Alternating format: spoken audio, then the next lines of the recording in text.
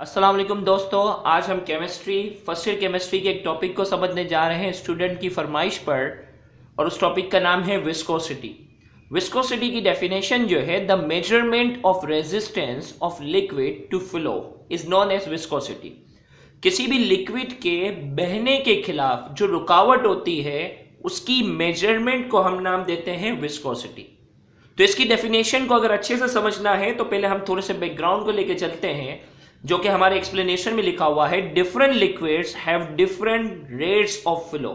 Some liquids like honey flow slowly and are called viscous liquid, while gasoline, ether, etc. flow quickly are called less viscous। हमने कहा कुछ ऐसे liquid होते हैं जो बहुत आहिस्ता से बहते हैं। मिसाल के तौर पर शहद जो बहुत आहिस्ता से बहता है तो हम कहते हैं वो उसकी विस्कोसिटी क्या है, ज्यादा है। इसी तरीके से गैसोलीन, पेट्रोल वगैरह की बात करते हैं या ईथर की बात करते हैं तो वो बहुत तेजी से फ्लो कर जाते हैं तो हम कहते हैं उनकी विस्कोसिटी क्या है, कम है। तो विस्कोसिटी क्या है, द मेजरमेंट ऑफ रेजिस्टेंस, रुकावट की पैमाइश की बात हो रही है। किसी भी लिक्विड के बहने के खिलाफ जो रुकावट होती है उसकी पैमाइश को, उसकी मेजरमेंट को हम नाम देते हैं विस्कोसिटी का। जिसमें रेजिस्टेंस ज्यादा होगी, जिस लिक्विड के बहने के खिलाफ रुकावट ज्यादा होगी हम कहेंगे उसकी विस्कोसिटी ज्यादा है, और जिसके बहने के खिलाफ रुकावट कम होगी हम कहेंगे उसकी विस्कोसिटी क्या है, कम है। जैसे शहद जो है वो आहिस्ता से बहता है क्योंकि इसके मॉलिक्यूल्स के दरमियान रेजिस्टेंस जो है वो ज्यादा होता है फ्लो होने के खिलाफ, लिहाजा हम कहते हैं उसकी विस्कोसिटी जो है वो हाई है। और इसी तरीके से गैसोलीन और ईथर की जो हमने यहाँ एग्जांपल पेश की, उसकी लिक्विड के बहने के खिलाफ जो है वो रुकावट जो है वो कम होती है, लिहाजा वो तेजी से बह जाते हैं, इसीलिए हम कहते हैं उनकी विस्कोसिटी क्या है, कम है। तो आइए विस्कोसिटी के थोड़े से इंटरनल बैकग्राउंड को समझते हैं कि ये विस्कोसिटी होती किस वजह से है। लेकिन उससे पहले हम आपको बात बताते चलें कि ये जो लेक्चर आप सुन रहे हो ये हमारे YouTube channel Sindh board teaching पर अपलोड किया गया है। और अगर आपने हमारे चैनल अब तक सब्सक्राइब नहीं किया तो आप सब्सक्राइब को क्लिक करें। सब्सक्राइब करने के बाद बेल आइकन को क्लिक करने से हमारी अपलोड करदा तमाम वीडियो की नोटिफिकेशन आपको रिसीव होंगी। याद रहे अब तक हम फर्स्ट ईयर केमिस्ट्री से रिलेटेड 28 लेक्चर जो हैं वो अपलोड कर चुके हैं, जो कि सिंध बोर्ड टीचिंग की प्ले लिस्ट में जाकर आप उनको मालूम कर सकते हैं। और मजीद हम lecture first year chemistry, second year chemistry, first year physics और सेकेंड ईयर फिजिक्स रिलेटेड हम अपलोड करने जाएंगे। याद रहे ये लेक्चर जो है वो डॉक्टर अली असगर की तरफ से डिलीवर किया जा रहा है। तो आइए इसके कुछ बैकग्राउंड को समझते हैं। The intermolecular attraction accounts for this behaviour of liquid and causes the resistance to flow.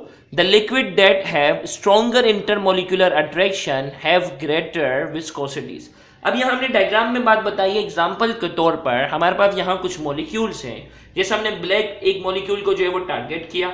अगर इस मॉलिक्यूल के दरमियान अगर हम अट्रैक्शन की बात करें तो आसपास के ये तमाम मॉलिक्यूल्स जो हैं, इस मॉलिक्यूल और इन तमाम मॉलिक्यूल्स के दरमियान जो है वो इंटरमोलिकुलर अट्रैक्शन है, इंटरमोलिकुलर फोर्स है।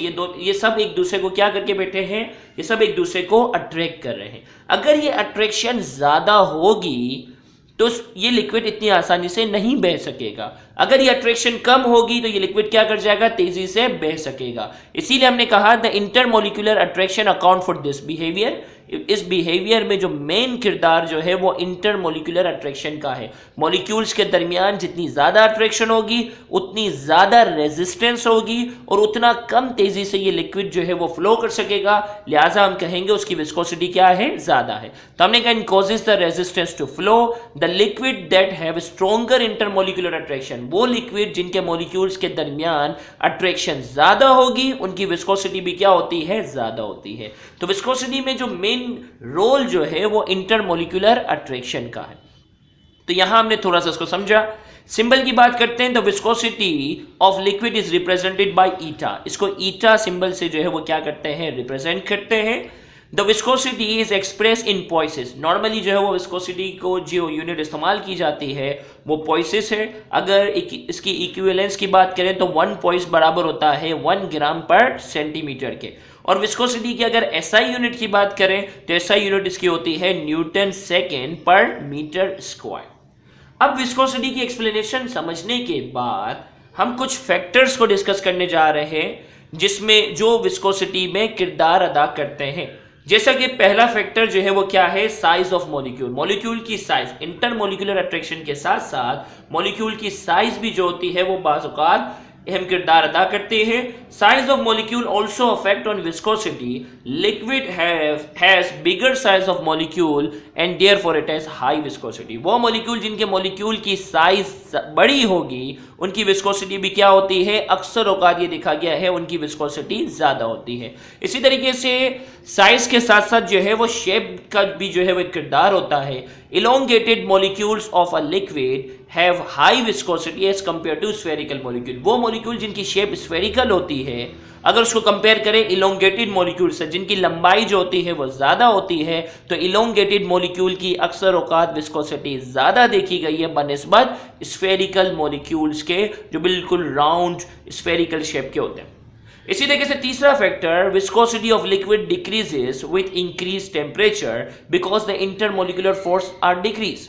विस्कोसिटी की अगर हम बात करने जा रहे हैं तो विस्कोसिटी टेम्परेचर जैसे जैसे हम बढ़ाते जाते हैं तो अक्सर औकात ये देखा गया है कि विस्कोसिटी जो होती है वो लिक्विड की कम होती है, क्योंकि टेम्परेचर बढ़ाने से ये inter molecular force of attraction जो है वो कम हो जाएगी, क्योंकि टेम्परेचर बढ़ाने से ये मॉलिक्यूल दूर दूर हो जाते हैं और दूर दूर हो जाने की वजह से इनके दरमियान जो अट्रैक्शन होती है वो कम हो जाती है। लिहाजा टेम्परेचर बढ़ाने से विस्कोसिटी क्या हो जाती है, कम हो जाती है। जैसे यहाँ एग्जाम्पल के तौर पर हमने बात की कि 0 डिग्री पर वाटर की विस्कोसिटी है 1.789 पॉइंट्स, और जब टेम्परेचर हम 20 डिग्री पर लेके चले जाते हैं तो उसकी विस्कोसिटी कम हो जाती है, 1.005 पॉइंट्स पर चले जाती है। इसी तरीके से इथाइल अल्कोहल की बात करते हैं, 0 डिग्री पर इथाइल अल्कोहल की विस्कोसिटी जो होती है वो 1.78 होती है, और 20 डिग्री पर जाकर ये विस्कोसिटी कम हो जाती है जो कि 1.19 पर आ जाती है। अगर आपको हमारा ये लेक्चर समझ में आया है तो आप हमारे इस चैनल को सब्सक्राइब कर सकते हो जो कि सिंध बोर्ड टीचिंग के नाम से है।